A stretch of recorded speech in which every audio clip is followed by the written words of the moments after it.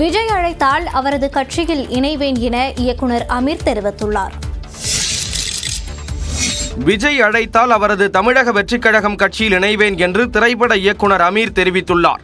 திருச்சியில் செய்தியாளர்களை சந்தித்த அவர் சீமான், விஜய் ஆகியோருடன் இணைந்து பணியாற்ற தயார் என்றும் கூறினார். நம்ம வாழ்த்து சொல்லிட்டோம், அவர் என்னை கூப்பிட்டாருன்னா போறேன்.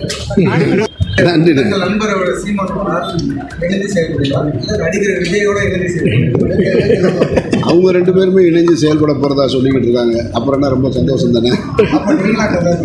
கண்டிப்பா இருக்கும். பாசிசத்திற்கும் ஆரியத்திற்கும் எதிரான கொள்கை கொண்டுள்ள அனைவரும் திராவிட அரசியல் செய்பவர்கள்தான் என்றும் அமீர் விளக்கமளித்தார். நம்ம மண் சார்ந்து நம்மளுடைய ரத்தத்தில் இருக்கு. அதனால எல்லோருமே திராவிடர்கள் தான், திராவிட சிந்தனையோட உள்ளவர்கள் தான். யார் இங்கே வந்து பாசிசத்துக்கு எதிரான அரசியல் யாரெல்லாம் செய்கிறார்களோ அது திராவிட அரசியல் தான். இதுக்கு பெயர் மாற்றமாக தமிழ் தேசியம் சொல்லலாம், வேற ஏதாவது சொல்லலாமே தவிர பாசிசத்துக்கும் ஆரியத்துக்கும் எதிராக செய்யக்கூடிய அரசியல் திராவிட அரசியல் தான். அது அந்த திராவிடம்ன்ற பேர் உள்ள கட்சி செஞ்சாதான் இல்லை, அது இல்லாத கட்சிகளுக்கும் அதுதான் அடையாளம் நான் நினைக்கிறேன். பிற மாநிலங்களுடன் ஒப்பிடுகையில் தமிழ்நாட்டில் சட்டம் ஒழுங்கு சரியாகத்தான் உள்ளது என்றும் அமீர் தெரிவித்தார்.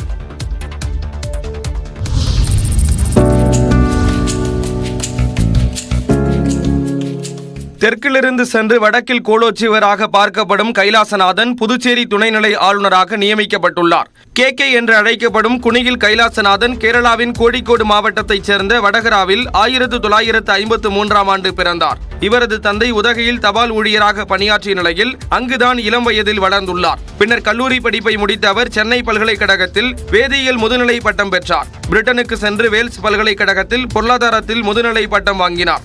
இந்தியா திரும்பிய அவர் இந்திய குடிமை பணி தேர்வு எழுதி 1979ஆம் ஆண்டு IAS அதிகாரியாக தேர்ச்சி பெற்றார். பயிற்சிகள் முடிந்து முதன்முறையாக 1981ஆம் ஆண்டு குஜராத்தில் உதவி ஆட்சியராக நியமிக்கப்பட்டார். படிப்படியாக பதவி உயர்வு பெற்ற அவர் முதலமைச்சர் அலுவலகத்தில் கூடுதல் தலைமைச் செயலாளராக 2006ஆம் ஆண்டில் நியமிக்கப்பட்டார். மெல்ல மெல்ல மோடியின் மிக நெருக்கமானவராக கைலாசநாதன் மாறினார். பின்னர் தனது 33 ஆண்டுகால அரசு பணியிலிருந்து 2013ஆம் ஆண்டு ஓய்வு பெற்றார். ஆனால் அவரை அனுப்ப மனமில்லாத மோடி முதலமைச்சரின் முதன்மை செயலாளர் என்ற பதவியை உடனடியாக உருவாக்கி அதில் கைலாசநாதரை அமர வைத்தது. குறிப்பிட்ட கால இடைவெளியில் இவரது பதவிக்காலம் நீட்டிக்கப்பட்டு வந்த நிலையில் கடந்த ஜூன் 30ஆம் தேதி விருப்ப ஓய்வு பெற்றார். 10 ஆண்டுகளுக்கு மேலாக குஜராத்தில் செல்வாக்கு மிக்கவராக இருந்த கைலாசநாதன் புதுச்சேரி துணைநிலை ஆளுநராக தற்போது நியமிக்கப்பட்டுள்ளார். காஞ்சிபுரம் மாநகராட்சியில் திங்கட்கிழமையன்று மேயர் மீது நம்பிக்கையில்லா தீர்மானம் கொண்டுவரப்பட இருக்கும் நிலையில் எதிர்ப்பு கவுன்சிலர்கள் இன்ப சுற்றுலா சென்றிருப்பது அதிர்ச்சியை ஏற்படுத்தியுள்ளது. காஞ்சிபுரம் மாநகராட்சியில் திமுக, அதிமுக, பாமக, காங்கிரஸ், தமிழ் மாநில காங்கிரஸ், சுயேட்சை என மொத்தம் 51 மாமன்ற உறுப்பினர்கள் உள்ளனர். இந்த நிலையில் மேயர் மகாலட்சுமி யுவராஜ் மீது நம்பிக்கையில்லா தீர்மானம் கொண்டுவர திமுக உள்ளிட்ட 33 எதிர்ப்பு கவுன்சிலர்கள் ஆட்சியரிடம் மனு அளித்திருந்தனர். திங்கட்கிழமையன்று காஞ்சிபுரம் மாநகராட்சி அலுவலகத்தில் நம்பிக்கையில்லா தீர்மானம் கொண்டு வருவதற்கான கூட்டம் நடைபெற உள்ளது.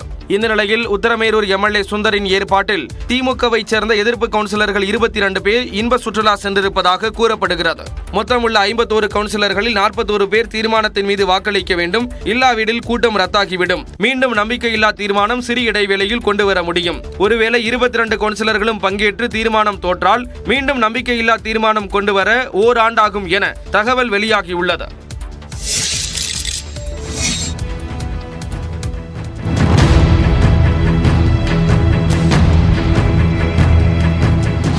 நீலகிரி மாவட்டம் கூடலூர் அருகே தேயிலை தோட்டத்தில் யானைகள் முகாமிட்டதன் ட்ரோன் காட்சிகளை இவை.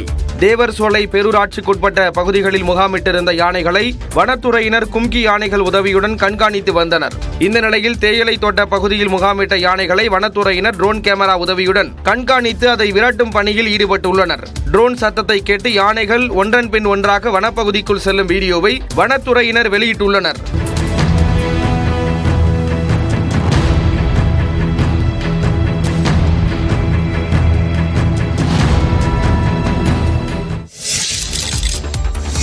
மதுரை மாவட்டம் சோழவந்தான் அருகே ஆக்கிரமிப்பு என கூறி 100க்கும் மேற்பட்ட வீடுகள் இடிக்கப்பட்டதால் அங்கு வசித்தவர்கள் மாற்று இடம் வழங்குமாறு தமிழ்நாடு அரசுக்கு கண்ணீர் மல்க கோரிக்கை விடுத்தனர். முள்ளிப்பள்ளம் பஞ்சாயத்துக்குட்பட்ட ஐயப்பன் கோயில் முதல் விநாயகர் காலனி வரை சாலையின் இருபுறமும் 100க்கும் மேற்பட்ட வீடுகள் உள்ளன.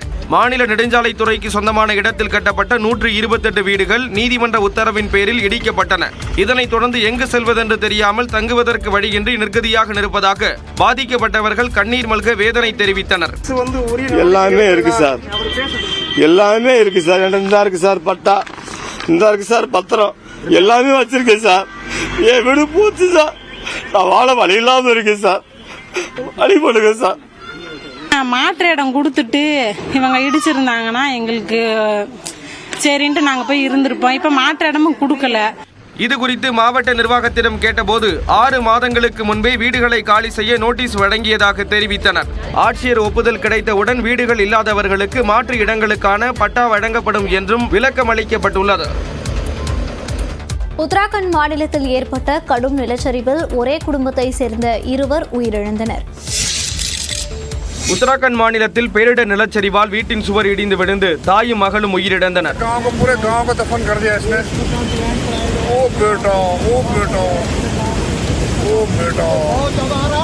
தெஹ்ரி மாவட்டத்தில் உள்ள பிகுன்திங்கர் என்ற பகுதியில் மலையின் ஒரு பகுதியில் நிலச்சரிவு ஏற்பட்டது. மழை வெள்ளம் போல அலை அலையாய் சரிந்த மண் அங்கிருந்த குடியிருப்புகளை சேதப்படுத்தியது.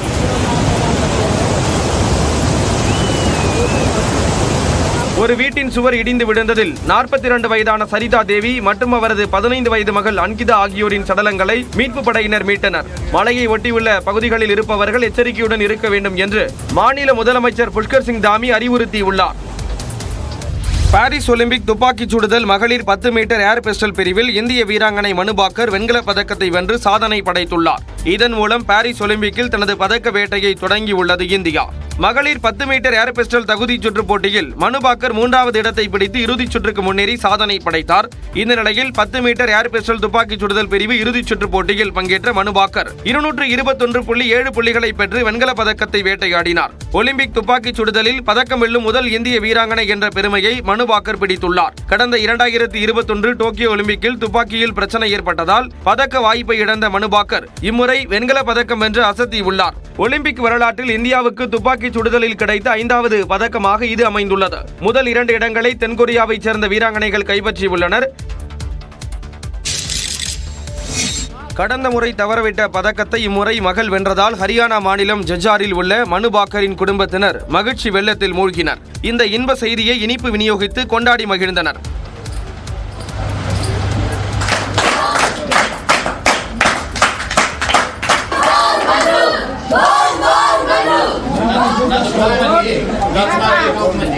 மனு பாக்கர் பதக்கம் வென்று ஒட்டுமொத்த நாட்டிற்கே பெருமை சேர்த்திருப்பதாக அவரது குடும்பத்தினர் மகிழ்ச்சி தெரிவித்தனர். இதனிடையே பதக்கம் வென்ற மனு பாக்கர் வெண்கலம் வென்றது மகிழ்ச்சி அளிப்பதாக குறிப்பிட்டார். பகவத்கீதையில் அர்ஜுனனுக்கு கிருஷ்ணர் உபதேசம் கூறியது போல் முடிவை பற்றி கவலை கொள்ளாமல் இலக்கு ஒன்றை மட்டுமே குறியாக வைத்து செயல்பட்டதாக மனு பாக்கர் தெரிவித்தார்.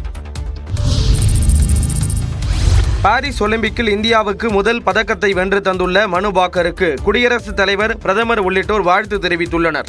எக்ஸ் பக்கத்தில் பதிவிட்டுள்ள குடியரசுத் தலைவர் திரௌபதி முர்மு மனு பாக்கரின் வெற்றியால் இந்தியாவே பெருமை கொள்வதாக தெரிவித்துள்ளார். ஒலிம்பிக்கில் இந்தியா வீராங்கனைகள் PV சிந்து, மணிகா பத்ரா, நிகத் ஜீரன் ஆகியோர் வெற்றியை பதிவு செய்துள்ளனர்.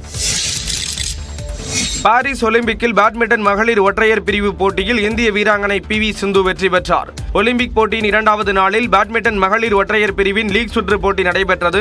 முதல் போட்டியில் இந்திய வீராங்கனை PV சிந்து மாலத்தீவு வீராங்கனை ஃபாத்திமத் ரபாகாவை எதிர்கொண்டார். வெறும் 29 நிமிடங்களில் நடைபெற்ற இந்த போட்டியில் அதிரடியாக விளையாடிய PV சிந்து ஃபாத்திமத்தை 21-9, 21-6 என்ற நேர் கேம்கள் கணக்கில் வீழ்த்தினார். இதன் மூலம் ஒலிம்பிக் போட்டியை PV சிந்து வெற்றியுடன் தொடங்கினார். புதன்கிழமை நடைபெறும் 2வது போட்டியில் உலக தரவரிசையில் 75வது இடத்தில் உள்ள எஸ்தோனியா வீராங்கனை கிறிஸ்டின் கூபாவை PV சிந்து எதிர்கொள்கிறார். பாரிஸ் ஒலிம்பிக் குத்துச்சண்டை பிரிவில் இந்திய வீராங்கனை நிகத் ஜெரின் காலிறுதிக்கு முந்தைய சுற்றுக்கு தகுதி பெற்றுள்ளார். 50 கிலோ எடை பிரிவில் நடந்த போட்டியில் ஜெர்மனியின் மெக்ஸி கரீனா குளோட்சரை நிகத் ஜெரின் எதிர்கொண்டார். இதில் 5-0 என்ற புள்ளிகள் கணக்கில் நிகத் ஜெரின் வெற்றியை வசமாக்கினார். ஆடவர் 10 மீட்டர் ஏர் ரைபிள் துப்பாக்கிச் சுடுதலில் இந்தியாவின் அர்ஜுன் பபுதா இறுதிச் சுற்றுக்கு முன்னேறியுள்ளார். அவர் தகுதிச் சுற்றில் 630.1 புள்ளிகளுடன் 7வது இடம் பிடித்தார். இறுதிச் சுற்று திங்கட்கிழமை பிற்பகல் 3:30 மணிக்கு நடைபெறவுள்ளது. மகளிர் ஒற்றையர் பிரிவு டேபிள் டென்னிஸ் போட்டியில் இந்தியாவின் மணிகா பத்ரா, ஸ்ரீஜா அகுலா ஆகியோர் முதல் சுற்றில் வெற்றி பெற்றனர். மணிகா பத்ரா 4-1 என்ற கணக்கில் பிரிட்டனின் அனாஹூர்வேவை தோற்கடித்தார். ஸ்ரீஜா அகுலா 4-0 என்ற கணக்கில் ஸ்வீடன் வீராங்கனை கிறிஸ்டினாவை வீழ்த்தினார். ஆடவர் துடுப்பு படகு போட்டியில் இந்திய வீரர் பன்வர் காலிறுதிக்கு முன்னேறினார். 7 நிமிடம் 12 வினாடிகளில் பந்தய தூரத்தை அவர் கடந்து அசத்தினார். பாரிஸ் ஒலிம்பிக்கின் மகளிர் ஒற்றையர் பிரிவு 10 மீட்டர் ஏர் ரைபிள் துப்பாக்கிச் சுடுதல் போட்டியில் இந்திய வீராங்கனை ரமிதா ஜிண்டால் 5வது இடம் பிடித்து இறுதிச் சுற்றுக்கு முன்னேறியுள்ளார். பெண்களுக்கான 10 மீட்டர் ஏர் ரைபிள் பிரிவின் தகுதிச் சுற்றில் இந்திய வீராங்கனைகள் இளவேனில் வாளறிவன், ரமிதா ஆகியோர் விளையாடினர். மொத்தம் 43 வீராங்கனைகள் பங்கு கொண்ட இந்த ஆட்டத்தில் முதல் 8 இடங்களை பிடிப்பவர்கள் மட்டுமே அடுத்த சுற்றுக்கு தகுதி பெறுவார்கள். இதில் இந்திய வீராங்கனை ரமிதா சிறப்பாக ஆடி 631.5 புள்ளிகளோடு 5ஆம் இடம் பிடித்து இறுதிப் போட்டிக்கு தகுதி பெற்றிருக்கிறார். இதே பிரிவில் கலந்து கொண்ட மற்றொரு இந்திய வீராங்கனையான இளவேனில் வாளறிவன் 10வது இடம் பிடித்ததால் இறுதிச் சுற்றுக்கு முன்னேறும் வாய்ப்பை இழந்தார். மேட்டூர் அணையிலிருந்து டெல்டா பாசனத்துக்காக தண்ணீர் திறக்கப்பட்டுள்ளது. முதலமைச்சர் மு க ஸ்டாலினின் உத்தரவை தொடர்ந்து மேட்டூர் அணையிலிருந்து டெல்டா பாசனத்திற்கு நீர் திறக்கப்பட்டது. தென்மேற்கு பருவமழை தீவிரமடைந்துள்ள நிலையில் கர்நாடக அணைகளிலிருந்து காவிரியில் உபரிநீர் திறக்கப்படுகிறது. இதனால் மேட்டூர் அணையின் நீர்மட்டம் கிடுகிடுவென உயர்ந்தது. 120 அடி கொள்ளளவு கொண்ட மேட்டூர் அணையின் நீர்மட்டம் 110 அடியை எட்டிய நிலையில் குறுவை பாசனத்திற்கு நீர் திறப்பது குறித்து டெல்டா மாவட்டங்களைச் சேர்ந்த ஆட்சியர்களுடன் காணொலி வாயிலாக முதலமைச்சர் மு க ஸ்டாலின் ஆலோசனை மேற்கொண்டார். அதனைத் தொடர்ந்து பாசனத்திற்கு நீர் திறக்க முதலமைச்சர் உத்தரவிட்டார். இதையடுத்து பிற்பகல் 3 மணி அளவில் மேட்டூர் அணையிலிருந்து வினாடிக்கு 12,000 கனஅடி நீர் பாசனத்திற்கு திறக்கப்பட்டது. அமைச்சர் KN நேரு உள்ளிட்டோர் பாசனத்திற்கான நீரை திறந்து வைத்து மலர் தூவி வரவேற்பு தெரிவித்தனர்.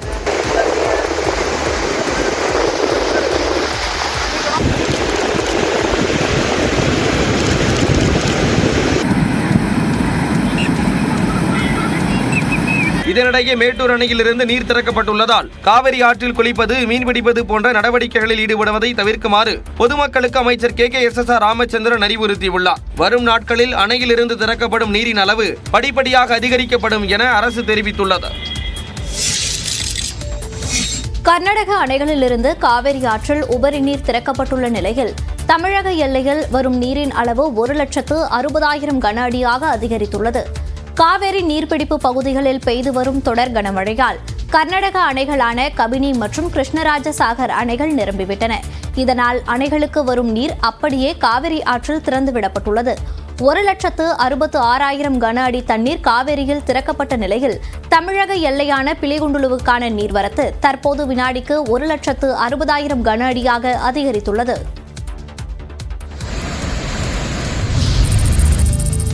மாஞ்சோலை தேயிலை தோட்ட தொழிலாளர்களுக்கு வீட்டுமனை, வீடுகள், வாழ்வாதாரத்திற்கான உதவிகள் என அனைத்தும் செய்து தரப்படும் என்று நிதியமைச்சர் தங்கம் தென்னரசு தெரிவித்துள்ளார். மாஞ்சோலை தொழிலாளர்களுக்கு வாழ்வாதார வசதிகள் வழங்கும் பொருட்டு 389 குடும்பங்களைச் சேர்ந்த 418 தொழிலாளர்களிடம் அரசு சார்பில் விண்ணப்பங்கள் பெறப்பட்டன.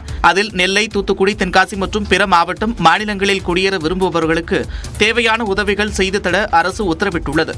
இந்நிலையில் கிராமப் பகுதிகளில் குடியேற விரும்பும் வீடற்ற தொழிலாளர்களுக்கு இலவச வீட்டுமனை பட்டா மற்றும் கலைஞர் கனவு இல்ல திட்டத்தில் வீடு கட்டி தரப்படும் என்றும் நெல்லை மாவட்ட பொறுப்பு அமைச்சர் தங்கம் தென்னரசு அறிவித்துள்ளார். பட்டியலினத்தை சார்ந்தவர்களுக்கு அம்பேத்கர் தொழில் முன்னோடிகள் திட்டத்தில் புதிய தொழில் தொடங்க 35% மானியம் மற்றும் 6% வட்டி சலுகையுடன் கடன் வழங்கப்படும் என்றும் தெரிவிக்கப்பட்டுள்ளது.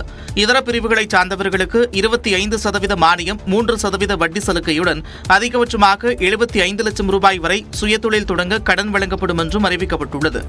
சிறிய பால் பண்ணைகள் அமைத்தல், கறவை மாடுகள், ஆடுகளை வாங்குதல், அவற்றுக்காக ஆவின் நிறுவனம் மற்றும் கூட்டுறவுத்துறை மூலம் வட்டியில்லா கடன் வழங்கவும், பெண்களுக்கு மகளிர் சுய உதவிக் குழுக்கள் மூலம் 1,50,000 ரூபாய் வரை சிறு கடன்கள் வழங்கவும் நடவடிக்கை எடுக்கப்பட்டிருப்பதாக தெரிவிக்கப்பட்டுள்ளது. தொழிலாளர்கள் குடியேற விரும்பும் முகவரிக்கு அவர்களது குடும்ப அட்டை, ஆதார் அட்டை, வாக்காளர் அடையாள அட்டை ஆகியவை சிறப்பு முகாம்கள் மூலம் வழங்கப்படும் என்றும் அமைச்சர் தங்கம் தென்னரசு தெரிவித்துள்ளார். போலி பேராசிரியர்கள் நியமன விவகாரத்தில் குற்றம் சாட்டப்பட்டுள்ள பொறியியல் கல்லூரிகளுக்கு அண்ணா பல்கலைக்கழகம் நோட்டீஸ் அனுப்பியிருப்பதாக துணைவேந்தர் வேல்ராஜ் தெரிவித்துள்ளார். அண்ணா பல்கலைக்கழகத்தின் கீழ் 480க்கும் மேற்பட்ட பொறியியல் கல்லூரிகள் இயங்கி வருகின்றன. இதில் 224 தனியார் சுயநிதி பொறியியல் கல்லூரிகளில் 353 பேராசிரியர்கள் ஒன்றுக்கும் மேற்பட்ட கல்லூரிகளில் பணியாற்றுவதைப் போல போலி கணக்கு காட்டப்பட்டிருப்பதாக அறப்போர் இயக்கம் ஆதாரங்களுடன் குற்றம் சாட்டியது. இதனைத் தொடர்ந்து ஆளுநரும் அண்ணா பல்கலைக்கழக வேந்தருமான RN ரவி தனியார் பொறியியல் கல்லூரிகளில் பேராசிரியர் நியமனத்தில் நடந்துள்ள விதிமீறல்கள் குறித்து உரிய விளக்கங்களுடன் அறிக்கை சமர்ப்பிக்குமாறு துணைவேந்தர் வேல்ராஜுக்கு உத்தரவிட்டிருந்தார். இந்த நிலையில் துணைவேந்தர் வேல்ராஜ் அளித்துள்ள அறிக்கையில் போலி பேராசிரியர்கள் நியமன விவகாரத்தில் விசாரணை நடத்தப்பட்டு சில முறைகேடுகள் கண்டறியப்பட்டிருப்பதாக குறிப்பிட்டுள்ளார். இது தொடர்பாக சம்பந்தப்பட்ட கல்லூரிகள் மற்றும் நிர்வாகிகளிடம் விளக்க நோட்டீஸ் அனுப்பப்பட்டுள்ளதாகவும் இந்த முறைகேட்டில் ஈடுபட்டவர்கள் மீது கடும் நடவடிக்கை எடுக்கப்படும் என்றும் எச்சரித்துள்ளார். டெல்லியில் ஐஏஎஸ் பயிற்சி மாணவர்கள் 3 உயிரிழந்த நிலையில் போராட்டம் தீவிரமடைந்துள்ளது.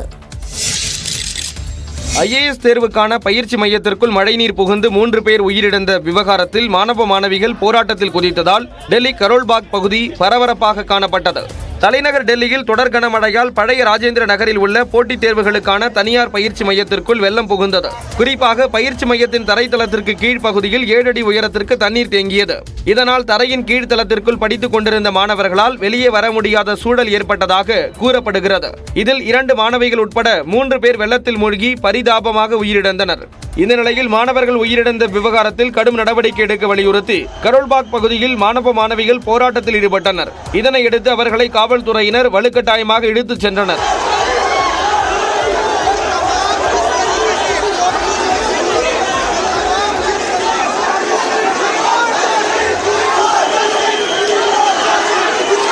இதேபோல டெல்லி மேயர் ஷெல்லி ஓபராயின் வீட்டை முற்றுகையிட்டு ஏபிவிபி மாணவர் அமைப்பினர் போராட்டத்தில் ஈடுபட்டனர்.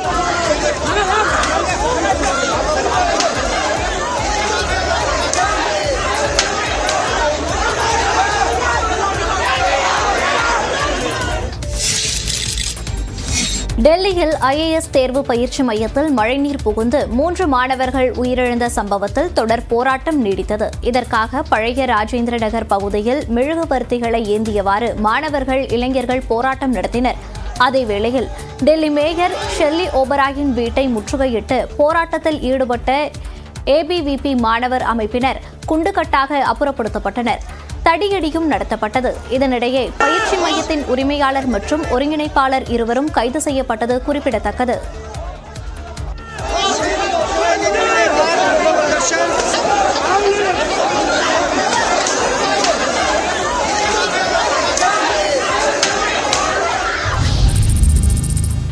புதிய திரைப்படங்களை இணையதளத்தில் பதிவேற்றி வந்த தமிழ் ராக்கர்ஸ் அட்மின் கேரளாவில் கைது செய்யப்பட்டுள்ளார். தமிழ், மலையாளம், தெலுங்கு, கன்னடம், இந்தி என எந்த மொழி படங்களாக இருந்தாலும் அதை ரிலீஸ் செய்த முதல் நாளே தமிழ் ராக்கர்ஸ் அதன் இணையதளத்திலும் பதிவேற்றம் செய்து வந்தது. இந்நிலையில் நடிகர் பிருத்திவிராஜ் நடித்த குருவாயூரப்பன் அம்பலத்து நடையில் என்ற மலையாள திரைப்படம் கடந்த மே மாதம் வெளியானது. படம் வெளியான முதல் நாளில் தமிழ் ராக்கர்ஸில் பதிவேற்றம் செய்யப்பட்டது. இதனையடுத்து அந்த படத்தின் தயாரிப்பாளரும் பிருத்திவிராஜின் மனைவியுமான சுப்ரியா மேனன் கொச்சி சைபர் கிரைம் போலீசில் புகார் அளித்திருந்தார். இந்நிலையில் கேரள மாநிலம் திருவனந்தபுரத்தில் உள்ள ஏரியஸ் திரையரங்கில் தனுஷ் நடித்த ராயன் திரைப்படத்தை ஒரு நபர் செல்போனில் பதிவு செய்து கொண்டிருந்தார். இதுகுறித்த தகவல் போலீசாருக்கு கிடைக்க படம் ஓடிக்கொண்டிருக்கும் போதே திரையரங்குக்குள் புகுந்து அவரை கைது செய்தனர். விசாரணையில் அவர் மதுரையைச் சேர்ந்த ஸ்டீபன் ராஜ் என்பதும் மதுரையிலிருந்து அவர் தமிழ் ராக்கர்ஸ் நிறுவனத்திற்கு செயல்பட்டு வந்ததும் தெரியவந்தது.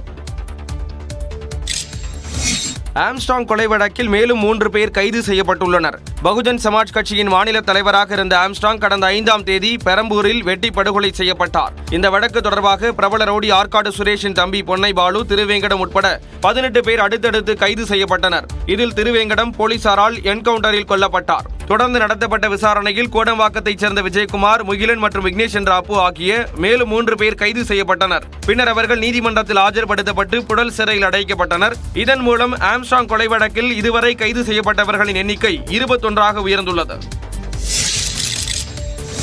தமிழ்நாடு கொலை மாநிலமாக மாறியிருப்பது வேதனை அளிப்பதாக அதிமுக பொதுச் செயலாளர் எடப்பாடி பழனிசாமி தெரிவித்துள்ளார். அதிமுக முன்னாள் அமைச்சர் கடம்பூர் ராஜுவின் தந்தை கடந்த செவ்வாய்க்கிழமையன்று இயற்கை எய்தினார். இந்த நிலையில் கடம்பூருக்கு சென்ற எடப்பாடி பழனிசாமி கடம்பூர் ராஜுவின் குடும்பத்தினரை நேரில் சந்தித்து ஆறுதல் கூறினார். பின்னர் செய்தியாளர்களிடம் பேசிய எடப்பாடி பழனிசாமி மத்திய அரசின் பட்ஜெட்டை கண்டித்து திமுக நடத்தி வரும் போராட்டம் ஓர் அரசியல் நாடகம் என்றும் விமர்சித்தார். தமிழகம் கொலை மாநிலமாக மாறியுள்ளது வேதனை அளிக்கின்றது. கசாப்பு கடையில் ஆடுகளை வெட்டுவதைப் போல மனிதர்களை வெட்டுகின்ற நிலை மாற வேண்டும். இது தமிழகத்திற்கு பெரு ஆபத்தாக விளைகின்றது. எந்த மத்தியிலே எந்த அரசாங்கம் இருந்தாலும் நாம கேட்ட நிதியை கொடுத்தது கிடையாது.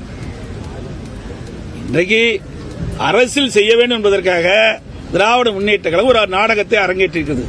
சேலம் மாவட்டம் தலைவாசு கூட்டு ரோட்டில் 1000 கோடியில் பிரம்மாண்டமான கால்நடை பூங்கா நாங்கள் கட்டி முடிச்சிருக்கிறோம்.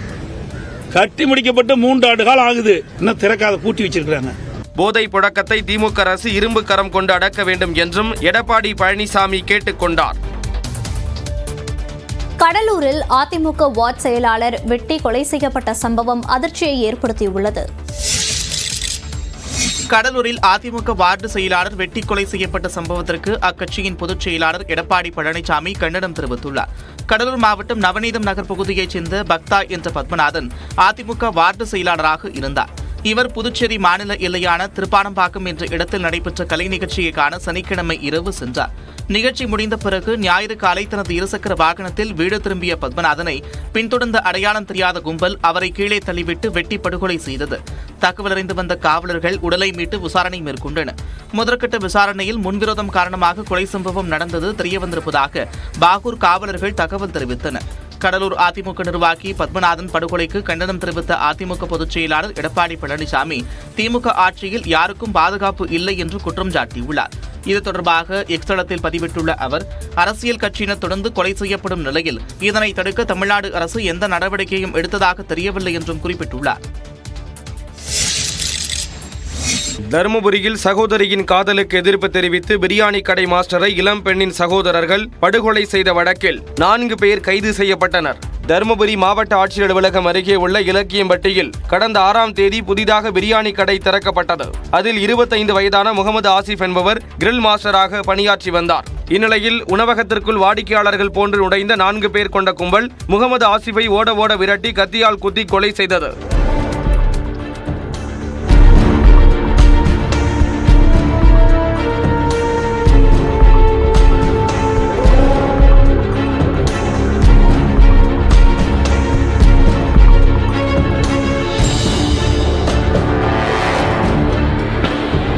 காவல்துறை விசாரணையில் சேலத்தைச் சேர்ந்த பெண் சித்த மருத்துவர் ஒருவரை ஆசிப் காதலித்து வந்ததாகவும் இதற்கு பெண்ணின் குடும்பத்தினர் கடும் எதிர்ப்பு தெரிவித்து வந்ததாக கூறப்படுகிறது. இதனைத் தொடர்ந்து பெண்ணின் இரட்டை சகோதரர்கள் உட்பட 4 பேர் ஆசிப்பை வெட்டி கொன்றது கண்டுபிடிக்கப்பட்ட நிலையில் ஜனரஞ்சன், ஜன அம்சபிரியன், கௌதம் மற்றும் பரிதி வளவன் ஆகிய 4 பேரையும் தனிப்படை காவலர்கள் கைது செய்தனர்.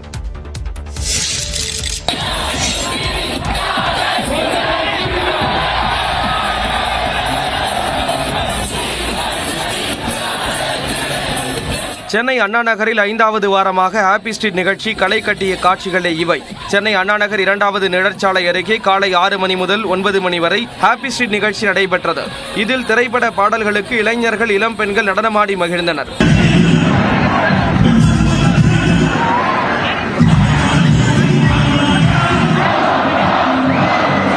எப்போதும் பரபரப்பாக காணப்படும் சென்னையில் இதுபோன்ற நிகழ்ச்சிகள் நடைபெறுவது மிகுந்த மகிழ்ச்சி அளிப்பதாக இளைஞர்கள் தெரிவித்தனர். சின்னவங்க, பெரியவங்க, லைக் எப்படின்னா எல்லாருமே தெரியாதவங்க தான், ஆனா கூட சேர்ந்து ஒரு ஃப்ரெண்ட்ஸ் ஆயிட்டு ஜாலியா ஆடுறோம்.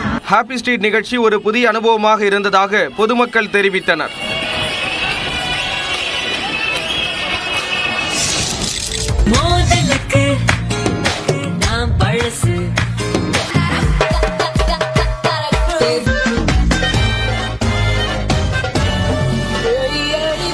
திருச்சியில் பொது இடத்தில் பல்டி அடிக்கும் இவர்கள் ஏதோ வயிற்றுப்பிழைப்புக்காக வித்தை காட்டும் கலைஞர்கள் இல்லை. கல்லூரி மாணவிகளின் கவனத்தை ஈர்க்க தாவி குதித்து அதை ரீல்ஸாகவும் இளைஞர்கள் வெளியிட்டு வரும் காட்சிகள்தான் இவை. திருச்சி சத்திரம் பேருந்து நிலையம் அருகே பள்ளிகள், கல்லூரிகள் அதிகளவில் உள்ளதால் மாணவர்கள் மாலை நேரத்தில் ஆங்காங்கே கூட்டமாக நின்று பொழுதை கழித்து வருகின்றனர். காட்டூரில் உள்ள கல்லூரி அருகே மாணவிகள் செல்லும் நேரத்தில் பல்டி அடித்து தாவி குதிக்கும் சாகசங்களை சிலர் நிகழ்த்தி அதை ரீல்ஸாக வெளியிட்டு வருகின்றனர்.